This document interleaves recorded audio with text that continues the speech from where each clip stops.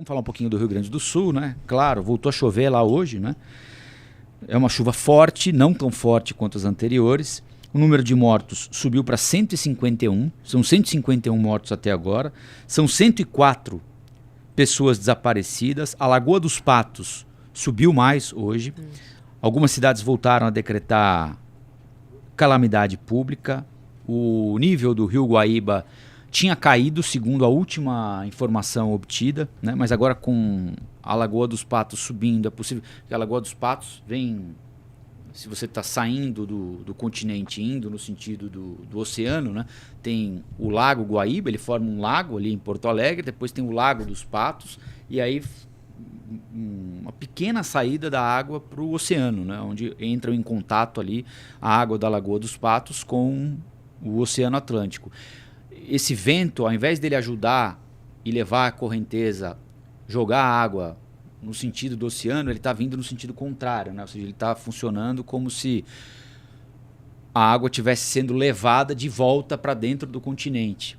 E isso é, obviamente, bastante prejudicial, né? Apesar disso, até hoje, segundo o último levantamento que eu vi, o Guaíba tinha caído. O nível tinha caído um pouquinho, né? Dá para ver, inclusive, a imagem em algumas casas, assim, em construções, a mancha do local até onde a água chegou. Ela está um pouquinho mais baixa agora, mas pouca coisa, 1 palmo, 2 palmos no máximo. Tem muito chão para gramar ainda. Mas, na medida em que a gente vai tomando contato com o que isso vai significar, já significou e vai significar, né, Nani? Aos poucos, né? São diversas dificuldades que vão surgindo no meio do caminho, a gente não tem a menor ideia delas, né? Tipo, desde abuso em abrigo, até a impossibilidade das pessoas voltarem para casa no médio prazo, a gente não sabe de quanto tempo está falando. A necessidade de construção de cidades, o governo do estado do Rio Grande do Sul está falando em construir 4 cidades, como se fossem cidades, né? Claro, mas um ambiente em que as pessoas possam ficar com um banheiro, com escola, com posto de saúde, porque... A gente mostra aí algumas imagens para vocês. Algumas pessoas não têm mais para onde voltar.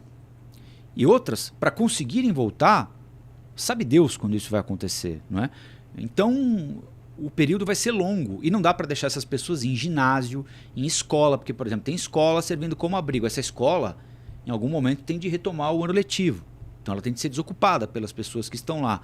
Tem um prefeito que usou a prefeitura como sede para animal resgatado. Quer dizer, está tudo funcionando de maneira absolutamente precária. Em algum momento as coisas vão ter que ser colocadas em ordem, né? Então tem dos problemas mais diversos até a imundície em que as cidades estão transformadas, né?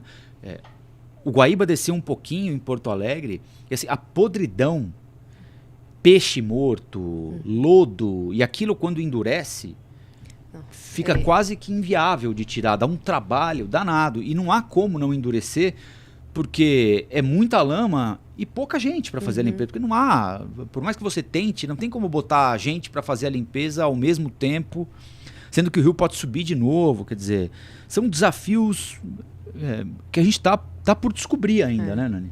Não, é o que você falou, né? Não tem, a gente não sabe quando que isso vai voltar. O aeroporto já está com aquela expectativa, né, que falaram aí nos últimos dias, de voltar só daqui 3 meses, só voltar lá para setembro. Então, assim, vai ser uma situação que eu acho que a gente nunca viu antes na história aqui do país. E você falou dessa questão, né, da podridão. Uma matéria até do G1 mostra, né, o quanto que tem esses resíduos o lixo tá voltando para casa das pessoas, tem rato, tem verme, as pessoas falando de cenas assim horríveis que elas acabam tendo que ver dentro da própria casa. Elas que tiveram que sair de casa estão voltando e vendo a casa tomada por bicho e por lixo, né? Aí, inclusive, eu lembrei que hoje os Correios anunciaram que não vão mais suspender aí um pouco a coleta de roupas e calçados e que eles colocam até o material de limpeza como uma das prioridades para receber nesse momento para enviar de doação.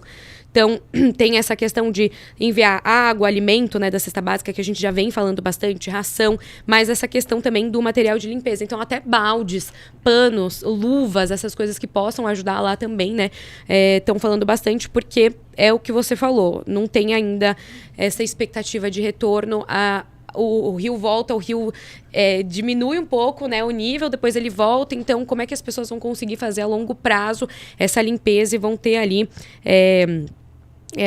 esse mínimo de dignidade de volta, né, nesse momento que é muito complicado. E eu também vi uma questão muito interessante dessa mesma matéria do G1 em relação ao lixo, né, de uma das pessoas afetadas falando sobre o termo refugiada climática, né. Eu acho que é muito importante a gente também reforçar muito isso para encarar essa questão de que a gente fala de refugiados climáticos em outros países, em outros lugares, mas que aqui no país está tendo debaixo do nosso nariz, né? Enfim, mas são questões aí que a gente tem que ajudar também e entender melhor como é que vai ser daqui para frente para essas pessoas. E aí, Vinícius? Rafa, a gente tinha falado aqui na semana passada, né, quando o governador do Rio Grande do Sul comentou que seriam necessários 19 bilhões de reais para refazer o estado, que era muito difícil você conseguir projetar qualquer tipo de valor na condição atual, porque você não sabe o tamanho desse problema, as estruturas que foram danificadas, a situação da rede elétrica.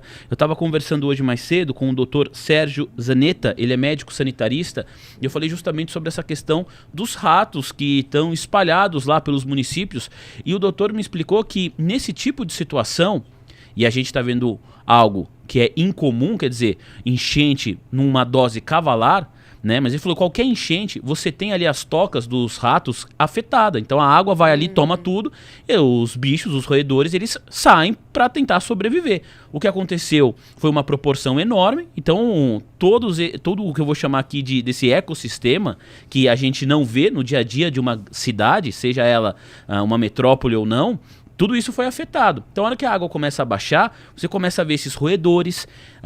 E isso ele falou que, entre aspas, é normal nessa situação de enchente, só que isso é afetado, é mais complicado, porque você tem peixes que foram jogados nas cidades. Antes de vir para cá no caminho, eu vi uma matéria em alguns portais falando de piranha, foto assim de piranhas espalhadas pelas ruas, e essa carne se torna alimento para esse tipo de roedor, né? E isso é um perigo. Eu falei, olha, doutor, leigo que sou, imagino que há uma infestação de doenças.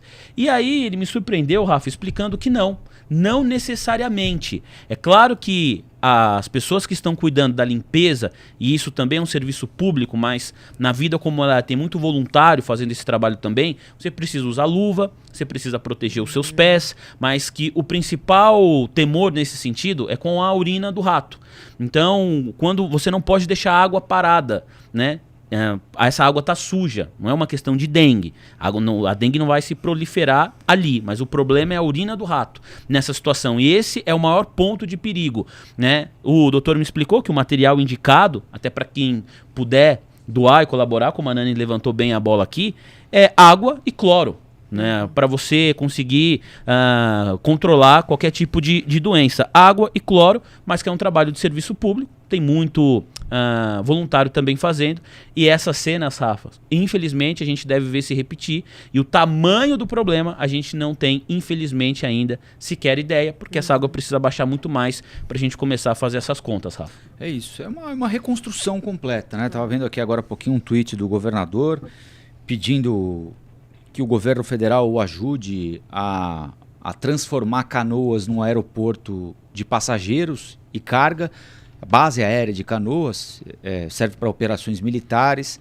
Ele quer construir terminais provisórios, quer permitir operações noturnas, o que é inviável hoje ali em Canoas, porque o Salgado Filho, como a Nani lembrou, vai ficar fechado até setembro. Ou seja, o Rio Grande do Sul ficaria sem comunicação aérea com o Brasil, com o exterior.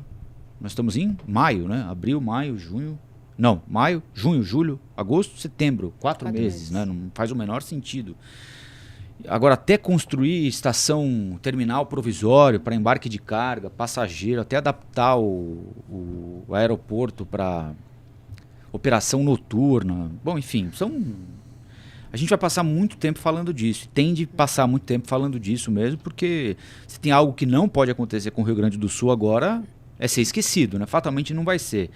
Mas mãos à obra, todo mundo junto, porque a coisa vai ser feia por lá. Já é e vai ficar cada vez mais difícil, né? Olá, aqui é o Rafael Colombo. Gostou do que acabou de assistir? Se inscreva no canal Cortes do Flow News para os melhores momentos. Quer acompanhar os nossos programas na íntegra? Então se inscreva no nosso canal oficial, Flow News.